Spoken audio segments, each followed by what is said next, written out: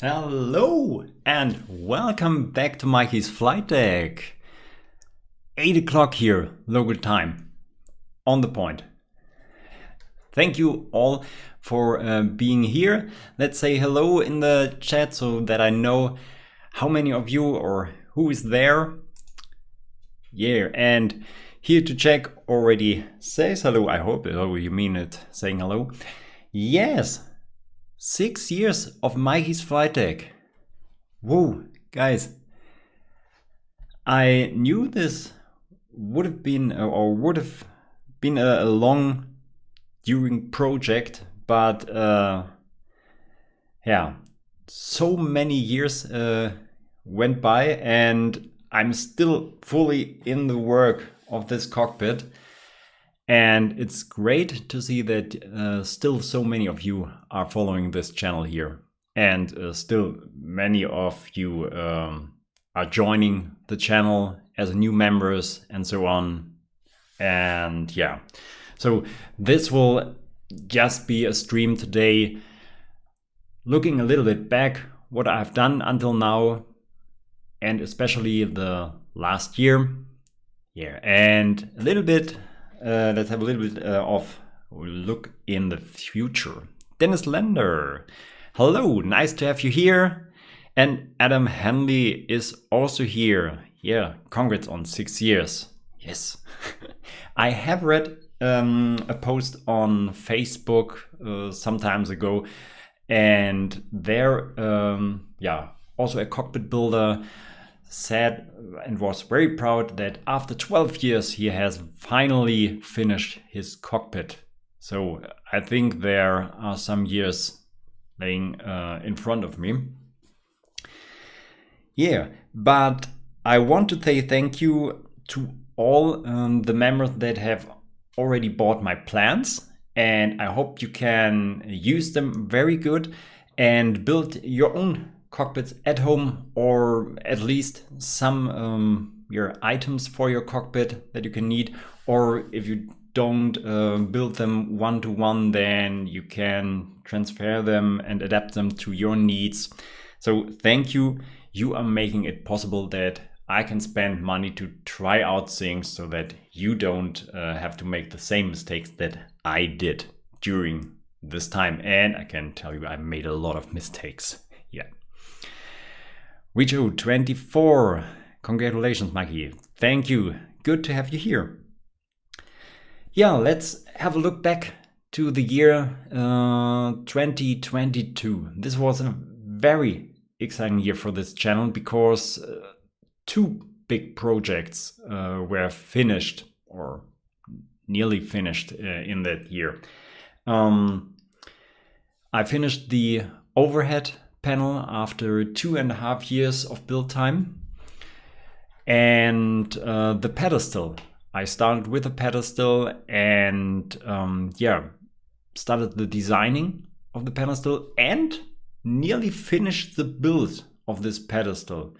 And I can tell you this would have been finished in 2022 when I wouldn't have hit by a cold that took me out of business during December last year. Yeah, but I started in April 2022 with planning this pedestal and nearly finished it in that year. And this wouldn't be possible if I wouldn't have gathered so many examples on how doing things on the overhead panel. So this was really a fast build, and of course the pedestal is a little bit not easier to build, but you again have to build many items twice. The left side, the right side, and they are nearly the same. And so the pedestal can be built a little bit faster than the overhead panel. Here, but this is finished. 2 big projects finished, and one big moment for the channel was the visit of the FS Weekend 2022 this year. After 2 years of break, the FS Weekend took finally place again, and I was there this time as an exhibitor, and this was a wonderful and very exciting time there on the FS Weekend, especially to meet all these other YouTubers like Carl from the 737 DIY Sim, Peter from Build a Boeing, Sebastian from MobiFlight was there. So really cool to meet all these guys who know each other only from videos, or with some of them I have made a live stream already, but to meet us live there was really great. And again, a big community there on the FS Week, and many people came to the place where I was there with my items, and we had talks about the things I've done, and they showed me the things that they have built, and some of them even built their cockpit after my plans. And when you then watch the photos and you're looking to the same cockpit that is down in my basement, so this is really great. The best comment on the FS Weekend was from a flight engineer who was making the maintenance of the real Boeing 737, and he said, and this overhead is looking better than the original because it is cleaner. That's one of the reasons why I don't build with OEM panels, because you have to invest a lot of time to make them look good again after 20-30 years of use. So what's going on in the chat here? Sim Cockpit, congratulations, Mikey, and good job. Thank you. Good to have you here. Marcus C says hello, nice to have you here. And Javier Enrique Trade, hi, congratulations for the 6 years birthday. Greetings from Argentina. Thank you. Nice to have you here, and stay tuned for the look to the future project that is coming up this year here. Peter Kupke, what is he saying? Best greetings, congratulations for your project. I'm already also a member. I'm building since 6 years 737 cockpit, and he will be finished today or this year. Oh, okay, cool.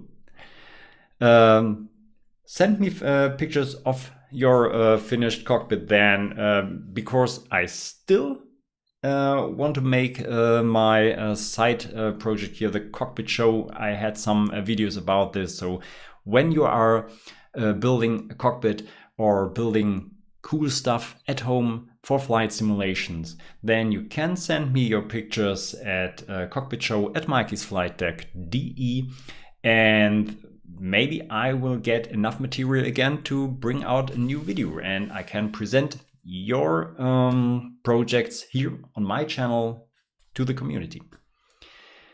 Yeah. So I have made some points, some notes here, what I want to say for this evening. But when you have questions concerning my projects, some special items, or anything else, no, then just write them down in the chat and I can talk a little bit about this. So it's not just me here talking all the time. Yeah, that was the FS weekend. I have made videos. So Peter from Build a Boeing was so kind to help me and filming me going around on the FS weekend. I didn't have time until now to make this video. I was concentrated on finishing the pedestal, and especially the fire panel.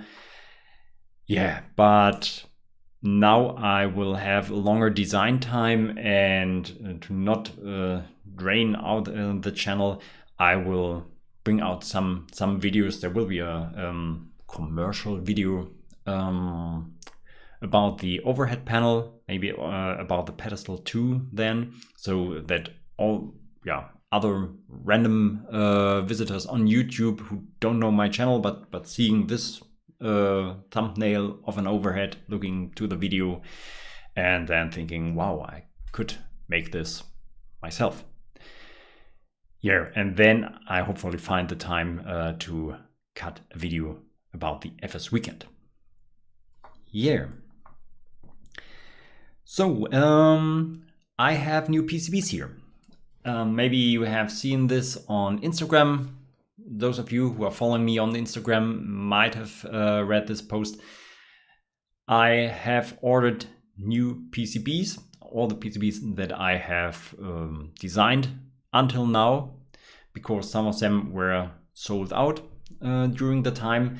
And if you are building your cockpit after my plans, or not the whole cockpit, the overhead or the pedestal, for example, then you can write a mail to me if you want to buy these PCBs. So not a high price. They are selling between 8 and 10 euros, and the shipping costs here. And then you can have these PCBs and don't have the need to order some of them yourself. Yeah. So what have we here? Dennis Lender, can you in the download sections maybe a link for the parts where you can buy it? Yeah. The PC, I think you mean the PCBs. Yeah, I'm will edit the site so that you can see that I'm also selling these PCB. I don't want to make this too big, and especially I think I don't want to make a shop system in there just for these PCBs. I will have thinking about this a little bit, but until now the process will be you write me what you want and I make you an offer for these PCBs. Now the encoders in the 7 segments on the rotary switch. Okay. Yeah, this is so that everyone can follow us here. He's asking about the links for the parts, especially electronic parts and so on I have used. This is really difficult and it means a lot of work to keep these links still working. So the moment I'm designing this, the link is working to eBay or AliExpress, for example. But these links don't work all the time. And yeah, then I have to do a search again for these parts. And so I'm trying to describe the parts as good as possible. You also see them in the video. Yeah.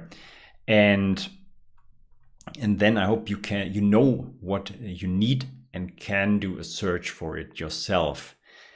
Yeah, so I think this would mean a lot of extra work for me when I always want to keep these links actual and working. So you know this from many other websites. I think they have listed parts they have bought, and you click on it and the item isn't available anymore. Yeah, so this is the reason why I didn't do this and set the links onto my website. But I will try to describe them as good as I can if there is a part number, or especially the 7-segment displays, common cutout ones. Yeah. Okay, but most of the parts that I'm buying are from AliExpress, most of the electronics, because they are very cheap to get there in a bulk. And when I'm in a hurry, so that I don't have so much time to wait 3 or 4 weeks until these parts are here, then I'm buying them on eBay. More expensive, but the delivery is faster. For example, the pull buttons for the fire panel I've bought on eBay, or when the servo motor for the rudder trim control was broken, then I ordered one from eBay because I needed them here very fast. Yeah. Here to Jack, I miss your Cockpit show. The last is a long time ago. Yeah, me too. But people have stopped sending pictures, and so I don't have any content to show. Yeah, that's a problem. People are showing their stuff on Facebook, and they get a reaction on this directly and faster.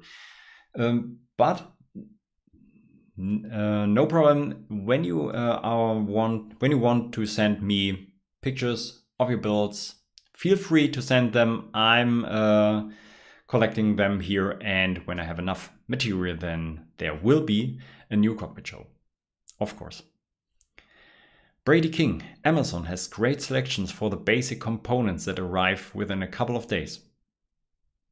Dear, I never came across Amazon for those items. I often found them more expensive than on eBay or AliExpress. It's a question of the price. I'm trying to get the parts as cheap as possible, of course. Yeah, but I will have a look there, especially servo motors. I have seen the same offers like on AliExpress, and yeah, most of the times they were from China. But when you say they aren't very fast, I will have a look there in the future. Okay. So what's next? So the new PCBs are there. I have said this. Yeah, and another problem that I was working on the last year. My PC had a serious problem. I want to tell you about this. Maybe some of you have a problem like this, and then you know where to search for a solution. Very cool and very annoying. I wasn't able to shut down my PC anymore, because every time I tried to shut it down, it was frozen then. everything was off, monitors, mouse, and so on, but the PC was still running a little bit and didn't get off. No. But when I said restart, then it was shutting down.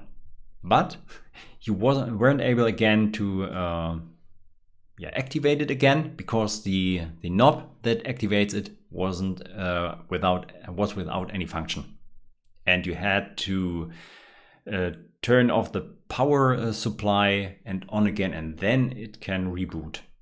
Very annoying.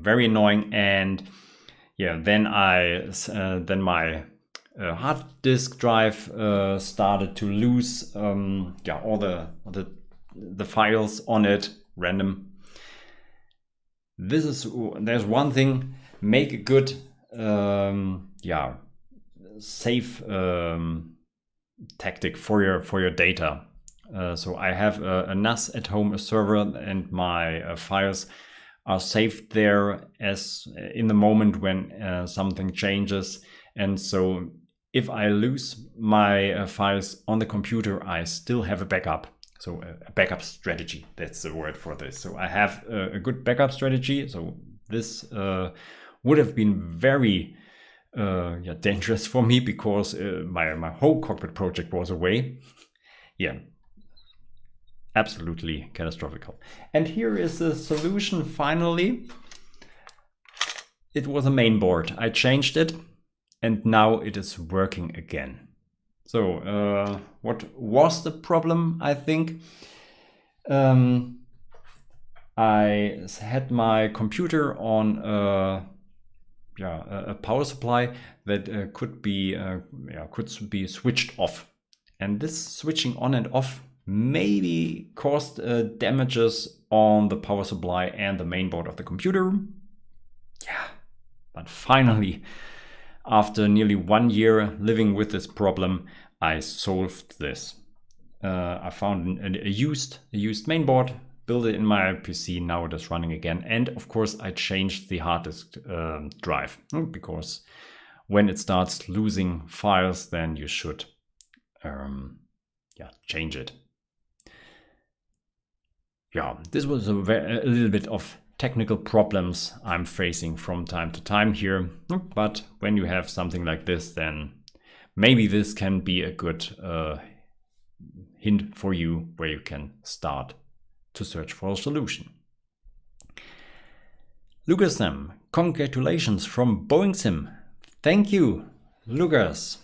Thank you, and good to have you here, of course. Yes. So what have I next here on the list? Streaming. My streaming setup here.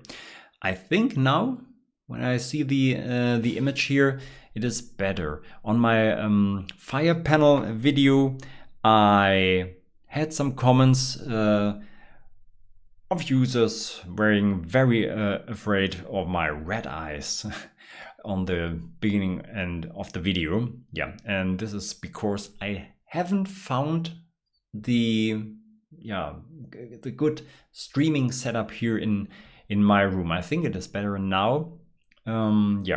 But I'm still working on a good setup. Also, I have a 2-meter green screen behind me here, but you can see how much space I have here. So this isn't optimal because I can't get the camera more away than this. It is directly behind my desk and there's the wall, so I can't bring more distance between me and the camera. Yeah, I have to live with this here because I don't have a streaming room just for this streaming here. I just have my living room here. But I will work on this so that the quality of the videos will be good again or better in the future.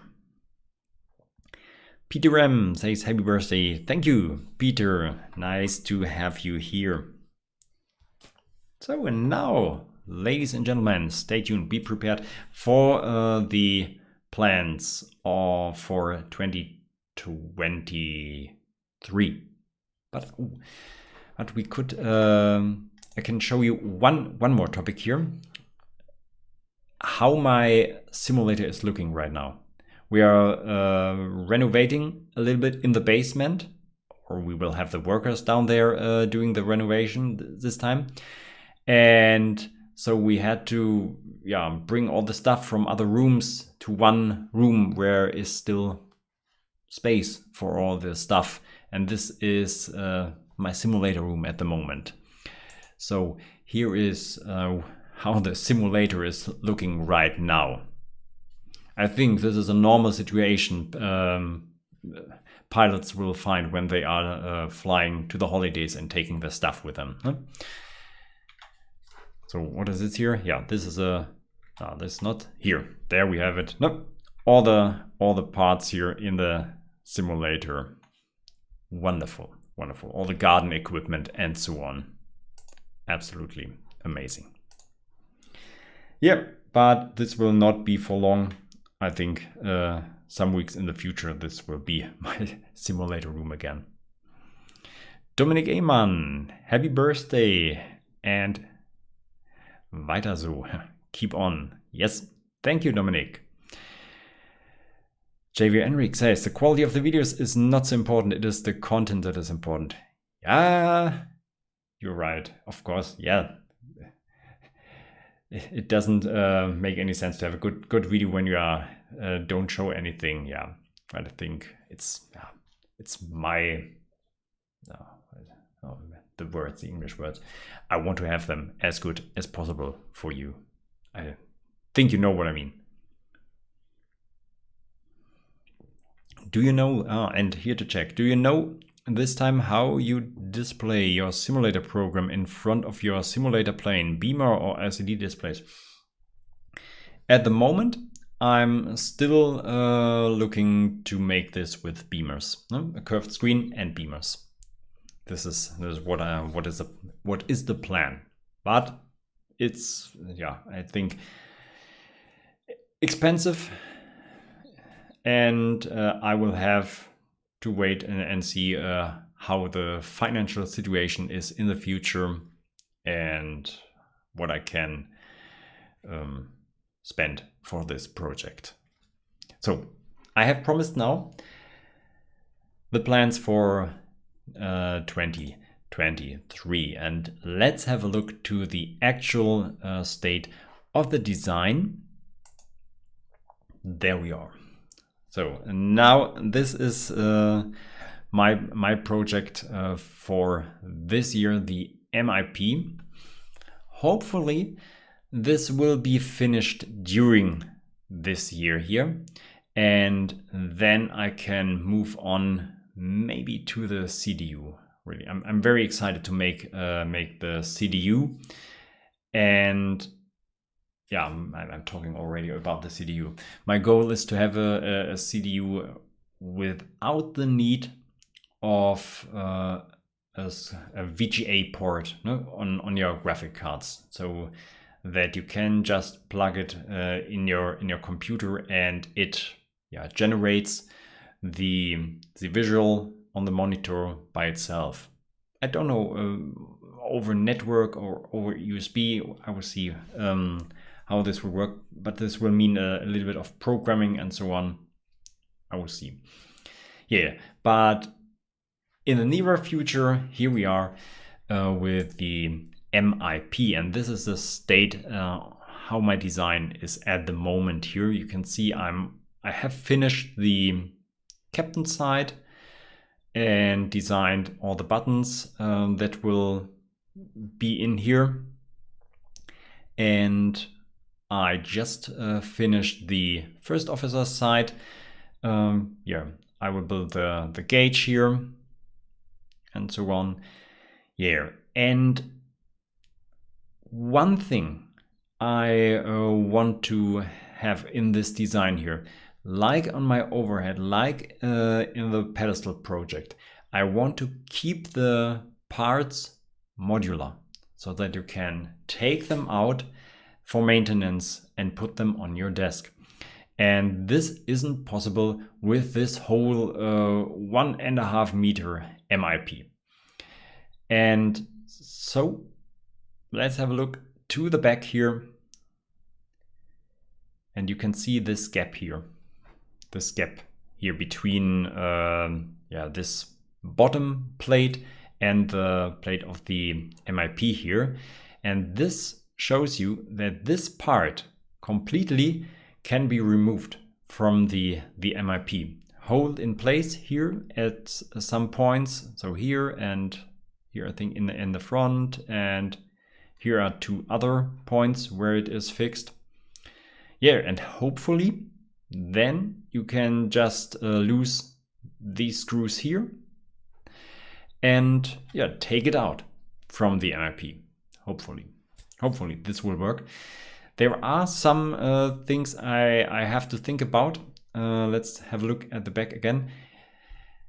I started by designing them in three parts here. No? The captain side, first officer side, center side. But then you come out with these very thin stripes here. I think 4 millimeters or something like this. And this isn't very sturdy. And so I will try to use I think it's called the print and cut function of Lightburn, the project my laser is controlled with. And I will try to cut the whole faceplate of the MIP in one piece with my laser. And of course my laser isn't as big so that I can lay it in there and cut it. It's a method that you define some points on your material and other points, and then you can push it through your laser. The laser has an opening at the front and at the back, and then you can push the material through the laser and starting at a point and then realigning the next section to cut with these points. So you tell the laser here is the first point, there's a second point, and then it calculates how the material is aligned in the laser, on your honeycomb table, and then it can cut or continue the cut. I will have some tests, or not. Maybe I make it directly because I have not enough material to test. So I hope this will work, and then this will be a little bit more sturdier. And of course, when it comes to the monitors here, these monitors will also act as a holder for the MIP. So the mounting of these monitors must be very good so that they sit very tight sturdy in the construction, and then the faceplate can lay down on them and have a little bit of support by the monitors.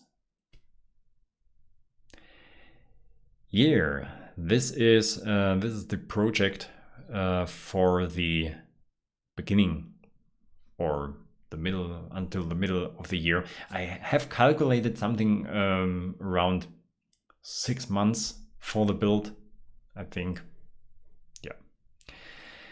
What material do you plan to use for the back of the MIP? Back of the MIP, I think you mean this here, these parts here. This will be HDF board. I have used this board for the backlighting panels I'm using. Here you can see there are also some backlighting panels. Now, HDF board, it's the wooden boards that are in furnitures, making the backside of them and nailed to the furniture, because it's not as expensive as acrylic, and I don't need to come light there through here. All these gray parts don't need to be translucent. These only have to be these parts here, which will be made from clear acrylic. And of course, these parts here will be acrylic too, because it is looking better. Yeah, no? So HDF, that's not MDF. MDF is a medium density, what is the word, feather? No, not feather. I don't know. No, medium density, and HDF is high density. So it's a little bit, more compact than MDF. Yeah, but it is comparable with MDF. So, but when you have seen my videos, then you have seen me using this material a lot for all the backlighting panels. And the blank plates for the pedestal and some blank plates on the overhead panel are also made from HDF, because it has the same thickness as the acrylic, 3 millimeters. And so I don't have to fight with any height differences there. Except saying happy birthday, Mikey's Flightdeck. Thank you, Sab, for having you here. And Javier, yeah, good idea if it doesn't bend. Yeah, that's the fear I have the most, if it doesn't bend. But there is not much room for any additional support structures, because everywhere will be panels. Here will be a panel again. Yeah, if it doesn't work, I will have to think about some supports here, some wooden pieces that come from the top or the sides, bringing extra support in there. And maybe there will be a cover that closes the MIP. I think it isn't really necessary, but it holds, it prevents the MIP from getting dusty, for example, or spreading light out to the back of the cockpit. Yeah, and when I would make a closing here for this, then from this there could be some supports too, pushing onto the plates here. Maybe this can work.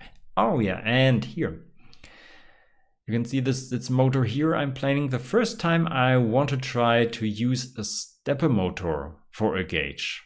Many of you have said use stepper motors instead of servo motors, and now I will try to use this.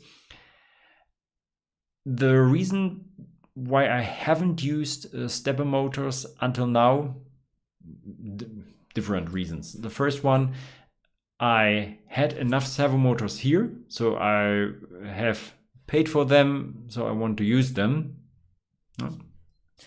Simple explanation.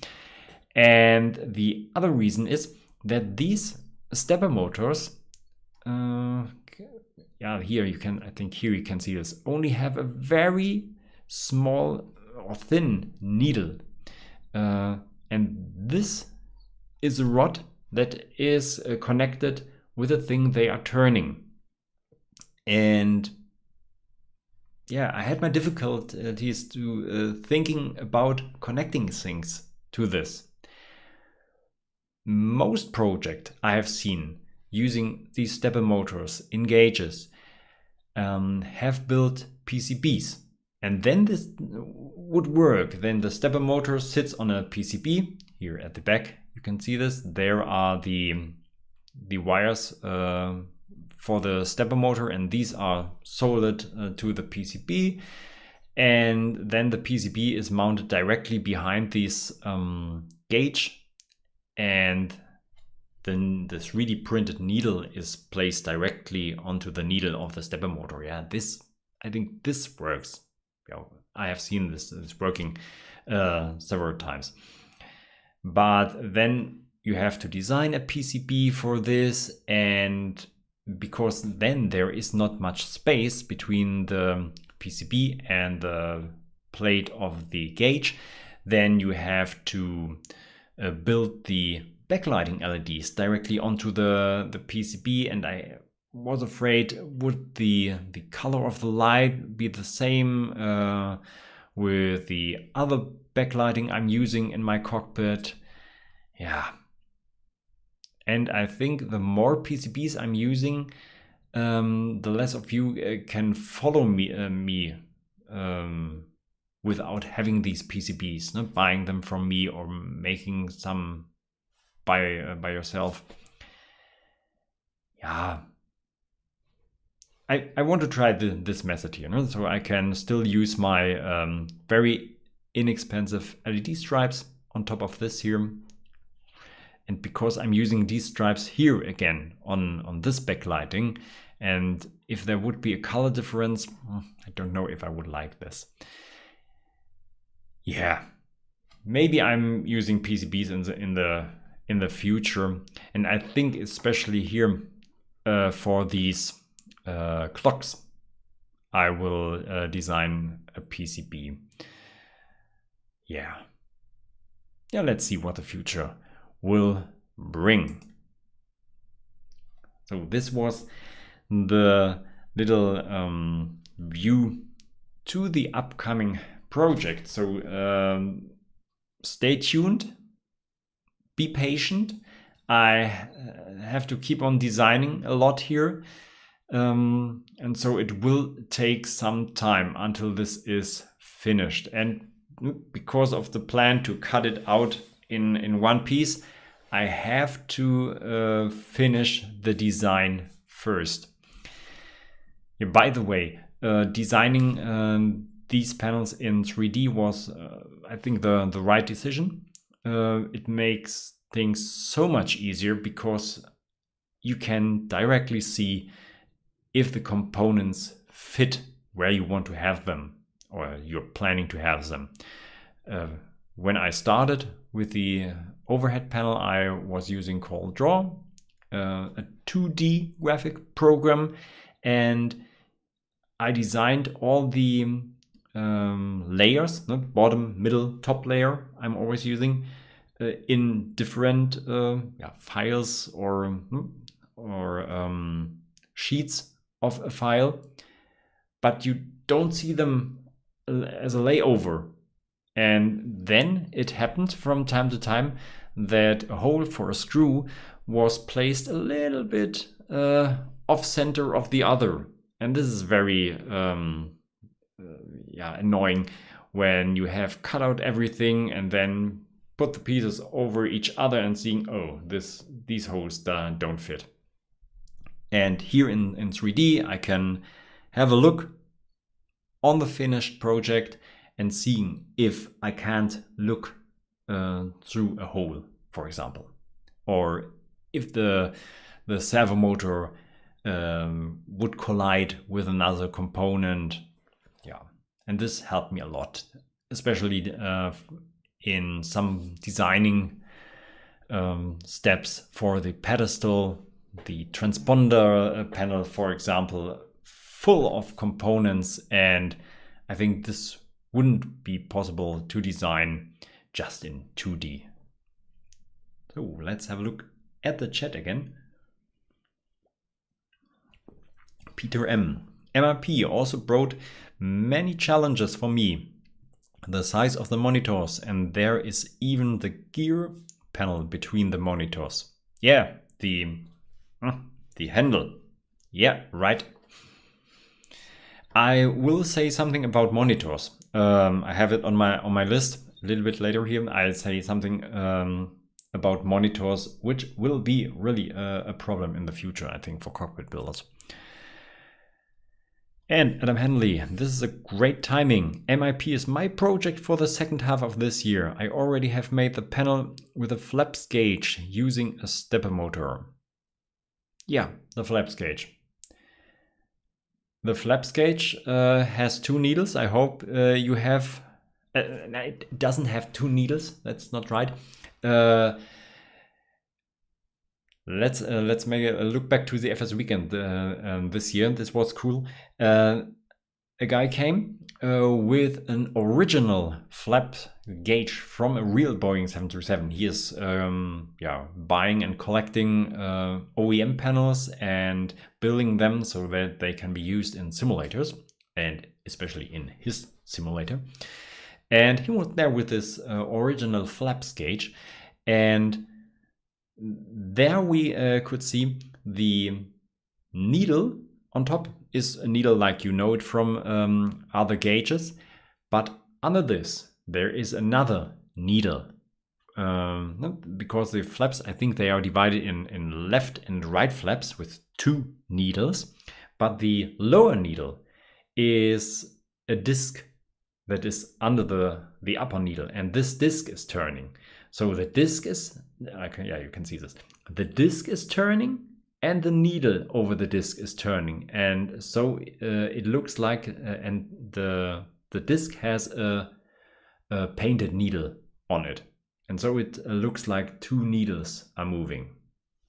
So keep this in mind when you want to build a flaps gauge.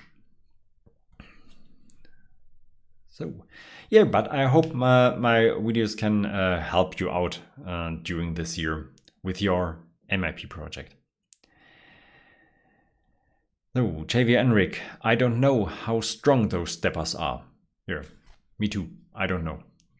They are used in, exactly these stepper motors are used in cars.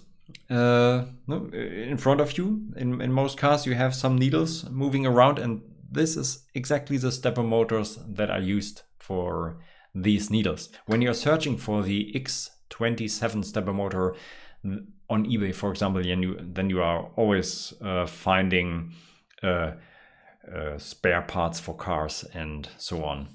Yeah, so I think when they are strong enough to move a needle in your car, then it should be strong enough to move the needle here in my cockpit.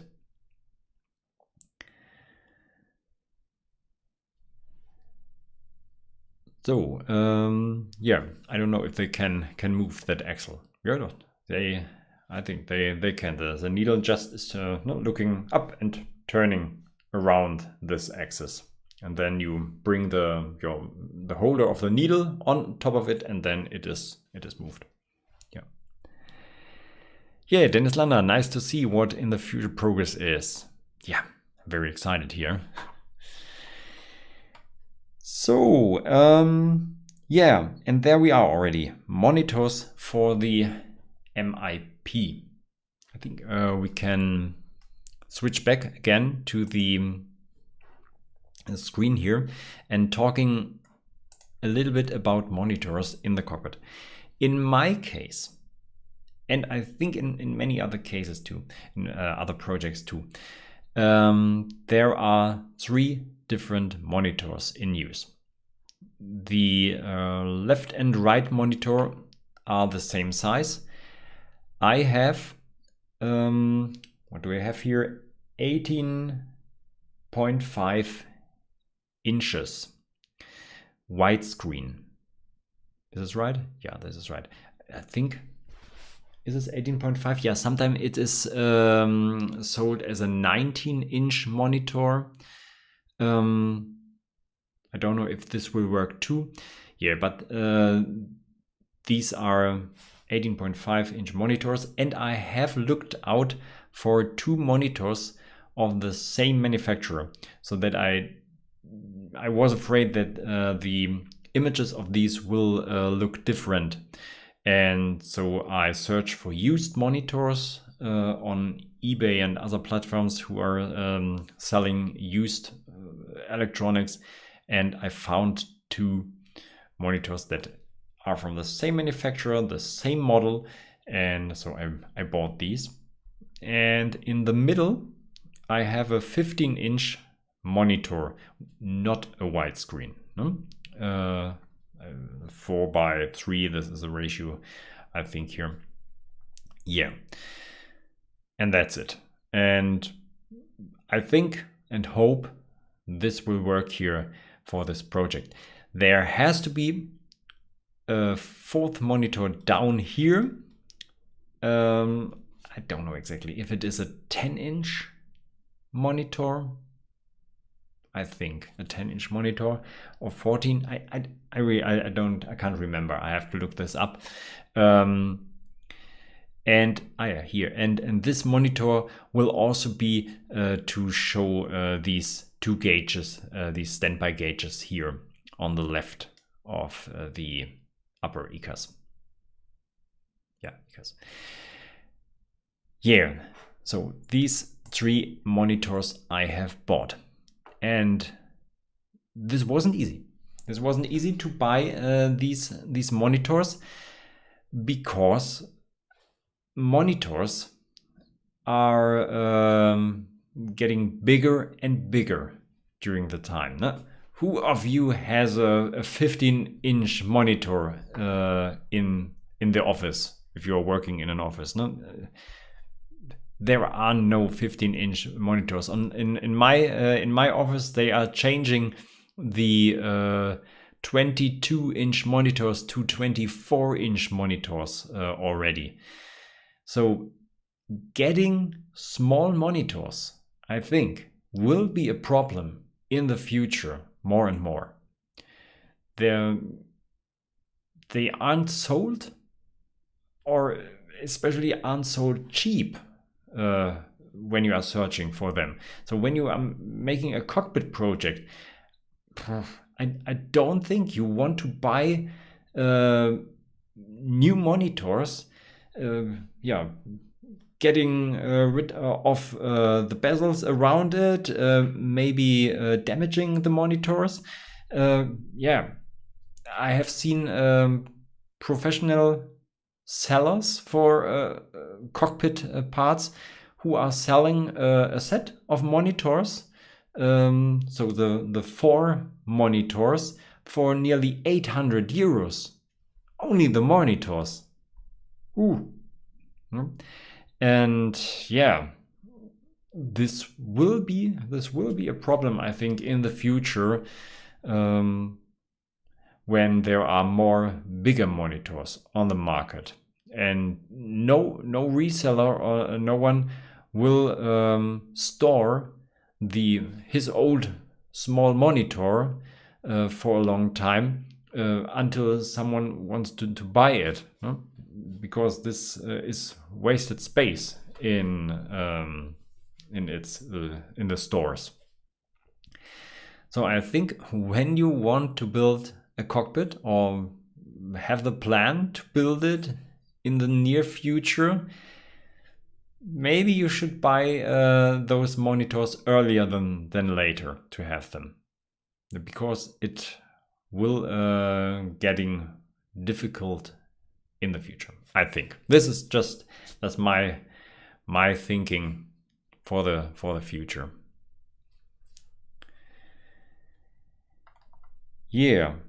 And so if any one of you has small monitors and doesn't need them, then it would be nice of you informing other cockpit builders. No? If you are in a Facebook group or something like this, here I have small monitors, maybe someone wants to have them. So I think many people would be very thankful for this when you want to sell your used small monitors and have them over.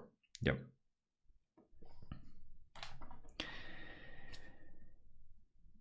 Adam, great idea. I'm looking on Marketplace right now. Go. No panic. You don't have to leave right now and running out and buying monitors. Just a little bit. Keep this in mind. Ne? Okay. Not too easy. This and I had and I thought a lot of this. And when you are looking on other projects and sites that are showing their MIP projects, they don't write exactly down what monitors they have used. And even if they write down that they have used maybe a 19-inch, a 15-inch monitor, you can't imagine how many versions of 19-inch monitors there are on the market. No? Widescreen, not widescreen, the normal ratio, and so on. And they aren't telling what ratio they are using. Not too easy. Yeah, but I will keep this in mind and telling it exactly in the video, and will write it down in the post, the corresponding post for the video on my website. Yeah. Jasmine Almani, hi brother, what about CDU? I think you weren't there. You weren't there when I told this. CDU is a project after this, after the MIP, and I think and hope when the MIP project will be finished this year, then I can start with the CDU near the end of the year, on the last quarter of the year maybe. Yeah, but this is on the list after this. So for the time being, the 18.5 inch monitors are still available in new conditions. Yeah, right. In new conditions, they are available, but expensive. I have just for thinking, I have bought my monitors around $20, 20 up to 25. The monitor. One monitor, and new ones are near 150, I think, something around this, and used ones from professional remanufacturers, I think, or no, you know what I mean, around 80 and 100 bucks. No?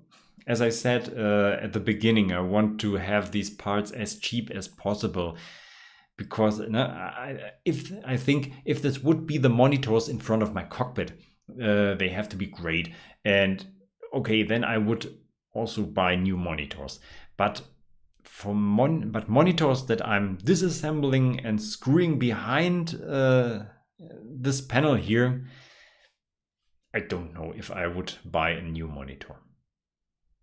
I would be afraid to damage it during the disassembling process, and then I would be very angry about myself.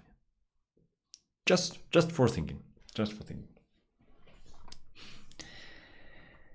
Yeah, I have one last topic on my list. So when there are any more questions from you guys today, then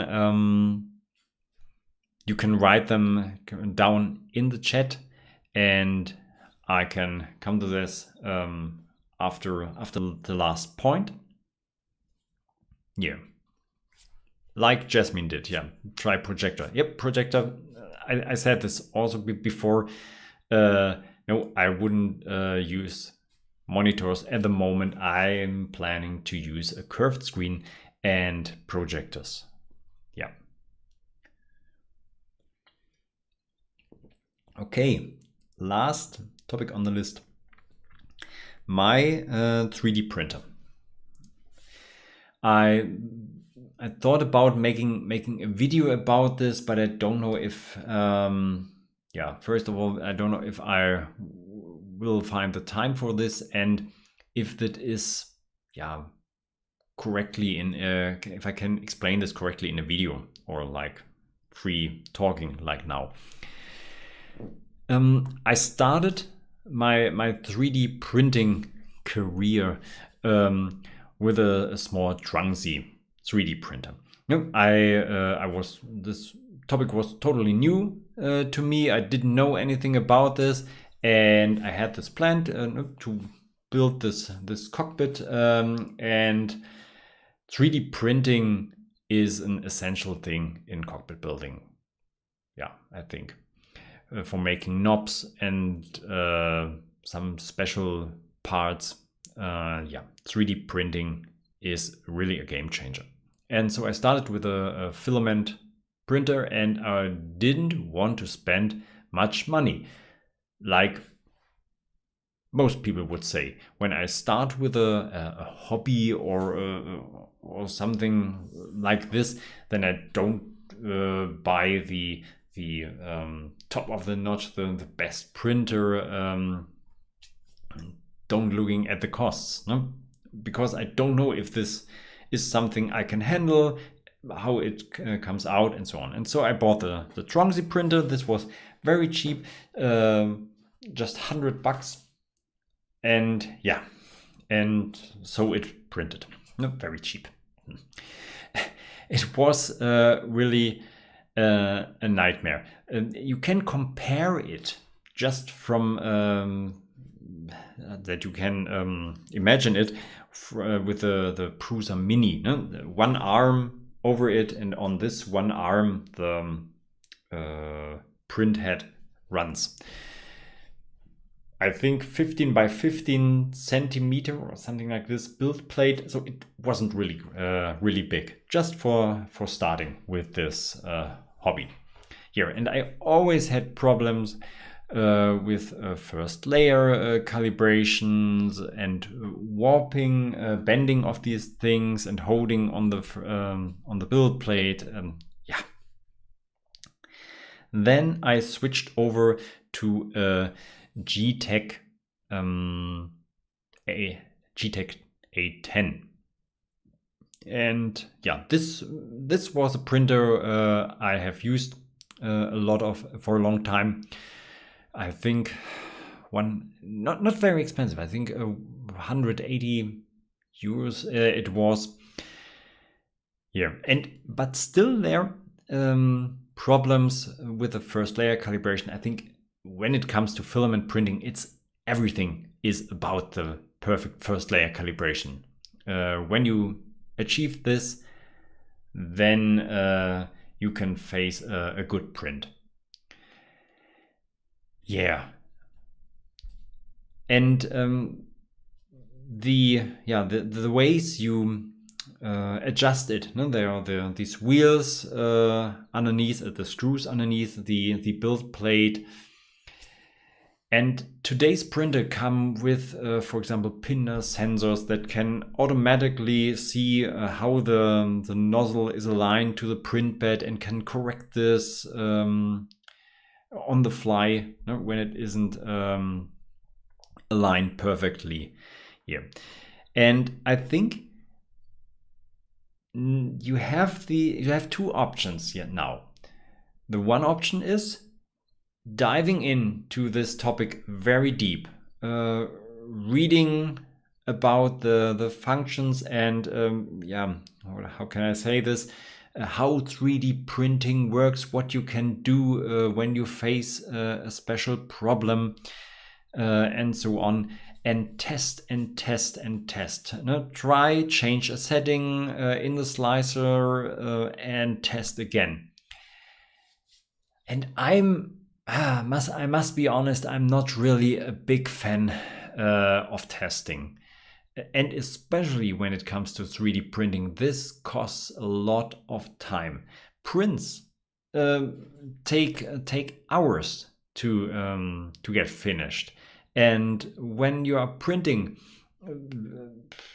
I don't know, 4 or 5 hours just to see that your setting isn't good and you can start the whole print again. This is wasted time for me, I think. And yeah, and it's especially when it comes to this YouTube topic here, where you want or you have to come out with a video regularly, then you don't have this time to try out things that take so much time. Yeah, and this leads to situations that I often made things by hand or with other production techniques than with my 3D printer. Yeah, and And I always had a bad feeling when I started a print. Will this work? Will this come out good? And so on. Yeah. Of course, totally my fault. Maybe I would have come out with better prints when I would invest the time and dived more into this topic, learned more about 3D printing and so on. But I had many other topics to learn. Like PCB design, 3D modeling, and so on. Yeah, and so 3D printing didn't have the highest priority on my learning list. So, and then it was not last year, 2021, I think, on the Black Friday, I decided to buy the Prusa. So compared with 100 euros and 180 euros, now I spend near 700. No, it is euros for this printer. So, and I think it was, for me, in my situation, the best decision I have done. And if I would go back to my me in the past, I would have said, come on, buy this printer directly. Because it is doing so many things by its own, like not checking how before every print, checking the alignment of the bed. It has so many built-in functions to align the nozzle correctly. No, it doesn't make everything by its own. So you have to make sure that the nozzle is aligned from the height correctly to the print bed. But it comes with functions that you can test this directly. And what can I say? I have built this, I have bought this as a kit, so it was cheaper. And in addition, I learned everything about this printer, how it is built up. This was a really cool project, a fun project. I have filmed this, I have the footage. I planned to make a video about the building, but again, the time. Maybe I will do this in the future. This would be a topic also interesting for other people out there on YouTube, not just for cockpit builders. Again, a video about the building of the Prusa kit. There are some videos about this out there. Maybe I can do also a good video. I don't know. Maybe I will do it. But back to the kit version. Really, every screw, every part, you build it up completely by your own after a really good instruction. And this was a great project. And the printer worked after the calibration process, which the printer made completely by its own. It worked perfect from the first print. Absolutely amazing. And and this comes out when you spend the money on a good tool, and then you can save yourself a lot of time. There are also other builders making good results with the Ender, for example, the Creality printer, and so on. I don't want to say anything against these printers, but these people know what they are doing and know what they can do with a printer and how they can tune it. I think they dived into the material with the knowledge and so on. But for me, I don't think for the person in my position, I think it was a right decision. I wanted to have a machine, a tool that I'm using here that is working for me, and this should just work. Yeah. I don't have fun in adjusting and tuning this printer. I just want this tool work. Just like a drill. For example, you don't want to adjust your drill when you want to drill a hole in the wall. It just has to drill a hole in the wall and it has to work. It's exactly the same thing with a 3D printer. And yeah, when it comes to professional print farms, for example, you also find a Prusa in many of them, which is just a workhorse for them. Yeah. This was something I wanted to say to you and let you think about it. Maybe you are in a comparable situation and maybe this can be a solution for you. Yeah. And funny thing, again, now resin printing comes more and more to the cockpit building, not only the cockpit building community. The resin printers are becoming better and better. Yeah, and I have one here, and again, I'm thinking, do I have to invest so much money for a resin printer? And I bought the Elegoo. What have I bought? The Elegoo Mars 2 Pro. Yeah, and this works great. And again, now with this, what is this? With this in my mind, with these thinkings, I think, should I buy the Prusa resin printer? But then I see how expensive is it? I think 1,500 euros we are talking about. And this is not a big build plate. But again, I know these are really great printers, but I can't make the decision of buying this, and I think I will stay with cheaper resin printers. Yeah, same problems and same thinkings again. Let's see what will be there in the market for resin printers. And at the moment, I'm completely satisfied with my resin printer.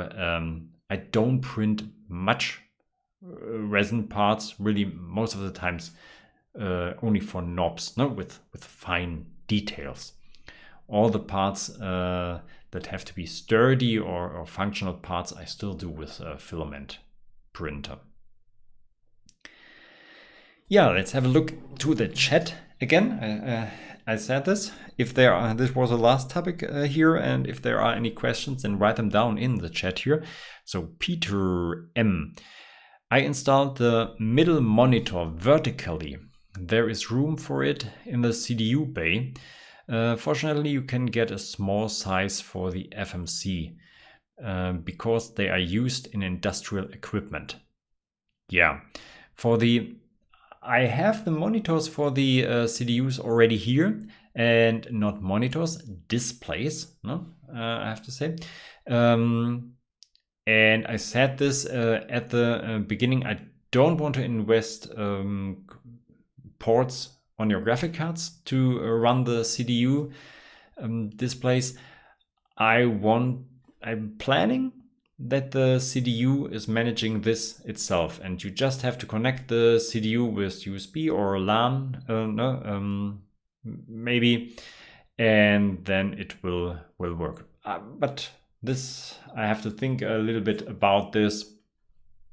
I had some really good talking on the FS weekend with Umberto from ProSim, who showed me how I can get the informations to build up a CDU display myself from from ProSim via a network connection. This will be a little bit programming work. I will have to think a little bit about this, how I will do this. Yeah. That's it. Greg, greetings from San Francisco. Love your project. Planning on starting a simulator of my own next month. You have been most inspiring. Thank you, Greg. Thank you. Very kind. Yeah. Be prepared for a lot of work, of course, with this simulator project. It will take a lot of your lifetime. Yeah. Just before the stream, I talked to my wife. This would be a cool live stream. Sitting my wife beside me and talking what it means to have a husband in a cockpit building project. She doesn't want to come in front of the camera. This won't happen. Sad. But would have been interesting. Yeah, Yasmin Al-Malki, will you put an air conditioning system inside the cabin? No, I'm not planning to do this. I have seen projects doing it, and this will be interesting if it is necessary. When you think about it, a computer or more running in the room, 3 projectors, yeah, there will be a lot of heat developing in the room. I will take my first flights, and when I'm wet completely, then I definitely will think about air conditioning in any way. Not climate, how you call it? Definitely not. But some ventilations, maybe. I've seen projects doing some ventilations there. Yeah, and especially when there will be the time when I'm covering the windows with some kind of glass or something like this, then there is even less air flowing through this cockpit, and then yeah, this can be warm inside. I will make a visit in not a real commercial entertainment simulator of a Boeing in the next weeks, and I will have a look there if they have some air conditioning, something like this. This will be interesting if they solve this problem, or if it is a problem there. Yeah. So Greg, buy a Prusa MK3 and use it as tool, period.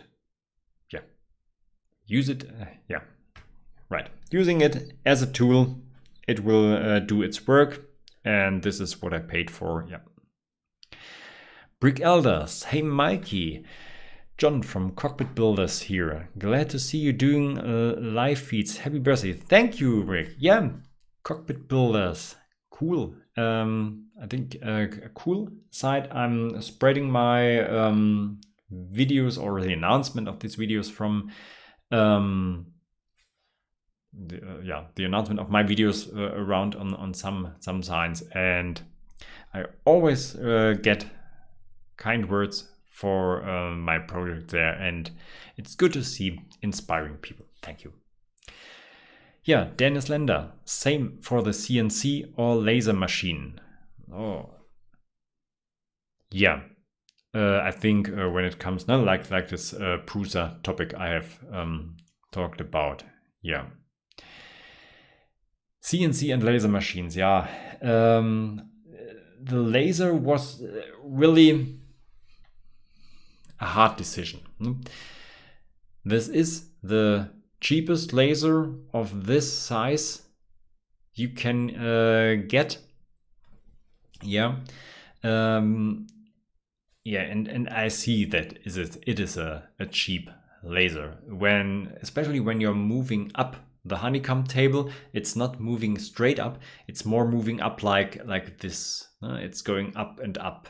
So I can't come out, for example, when it comes to build alignment jigs. I can't say this is the position where I always drive the laser head to, and when I bring this platform up, then it will be aligned always at the same point.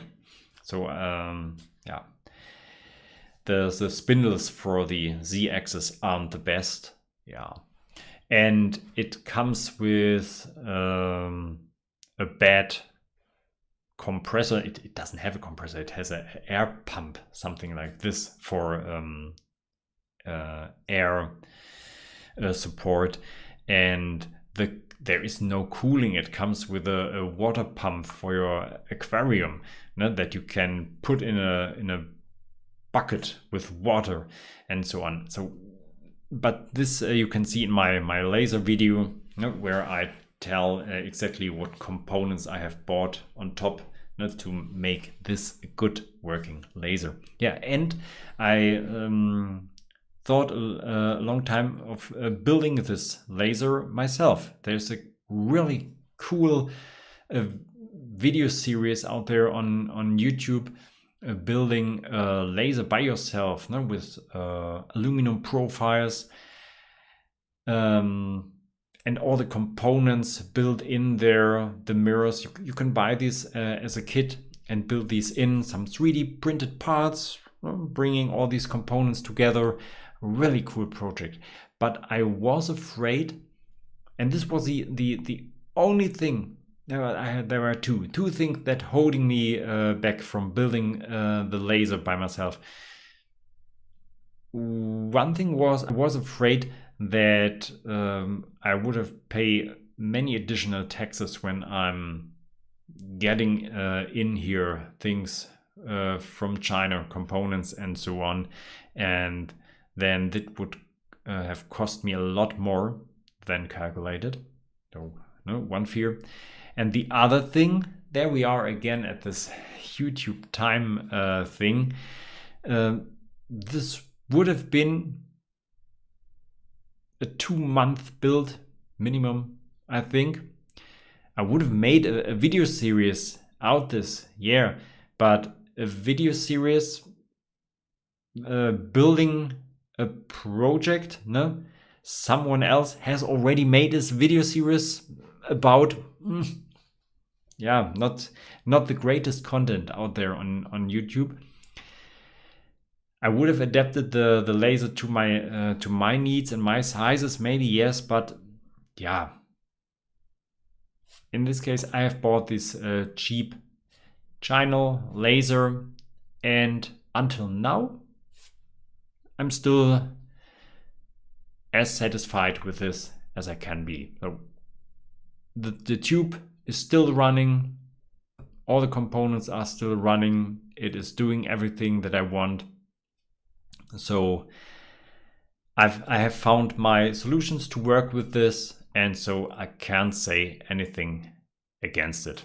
Yeah, and the CNC was a really cool project. There I have built this by myself, because when you buy a CNC, a professional made CNC made of metal and aluminum and so on in this size, I have here now made a wooden CNC. This would have cost me a lot more money. So for my CNC, I have paid round about 800 euros for all the material, wood, electronic components and so on. And in this size, professional made, not under 4,000 euros, I think. Yeah, minimum. And so this wasn't an option in this case to buy the machine. There are cheaper machines, CNC machines out there. Many people making good experiences with these it is a 3018, I think, this small China CNC for making panels. Yeah, I think the laser was a game changer in making panels, and I was able to build smaller parts than I would have been able to build on a CNC, and parts that fit much more exactly together than on a CNC. Yeah? For example, on a CNC, you aren't able to cut rectangular holes, no, or no, outcuts. You know what I mean, because it's always a round tool. You can make rectangular outsides, but not insides. And with a laser, this is no problem, and way faster when it comes to engraving, for example. Those fuel panels for the overhead, nearly an hour engraving time on my CNC, and with a laser, 15 minutes, something like this, maybe 20. So, and cutting way faster. Yeah, so this was the right decision. But the CNC isn't out of the game. This is still used for things when I want to cut out metal, for example. No? These PCBs for the annunciators. You have seen this in my last video. No? Things like this. And when I want to cut to a very precise depth. For example, when it comes to building the needles for the gauges, I cut them out with a laser, but the engraving for the rod that goes into the needle, and I want to have this exactly 1 millimeter deep with a flat ground, then I'm using still my CNC. Yeah. And touching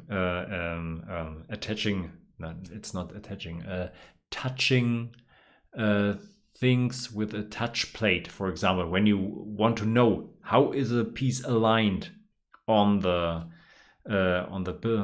sacrificial layer of the CNC, then this isn't possible with a laser. Maybe with this print and cut method I have told at the beginning. But with a CNC you can, and a touch plate, you can touch on 3 points, and then the CNC knows the exact orientation of the piece on the sacrificial layer, and then I can say to the machine, drill a hole exactly there at this position there. And this has rescued me 2 or 3 times when I have forgotten to cut out a small screw hole in a panel. And with a laser, I wouldn't be able to cut an additional hole at the place, at the position I want to have it. And it was possible with the CNC. So, still in the game. When it comes to cutting wood, here, multiplex, 80mm multiplex, for example, doesn't work on the laser, but on the CNC. So, it's still there and a well-used tool. So, JV Enric, she deserves recognition for her patience. He's talking about my wife, I think. Yeah. And from time to time, she is mentioned in the videos. Yeah. When she has an idea that rescues me in some project steps. And I'm very sad that I have to tell that she is right in that moment, and then I have to tell this in the video. Yeah, Adam Henley. Yes, this is often unspoken about. Many hours in the workshop is not so happy wife. Yeah. Depends on the thing that you come out of the workshop with. Ne? If it is a box for jewelry, for example, or decoration for Christmas, you should see the shining in your wife's eyes. Yeah, But when I come up again, oh look, darling, look what my resin printer has brought out. Yeah, not the joy that I expect. Yeah, last entry here from Greg. Thanks for the warning. I'm 70, a retired engineer with an active pilot license, and my wife is eager for me to have a long-term project. Keeps me out of her hair. Yeah, a project, a good project can also save the relationship. So guys, I think we have come now to the end here. 6 years of Mikey's flight deck, and I think many more to come in the future. Yeah, I will stay on working on this project, bringing out ideas and inspirations for you.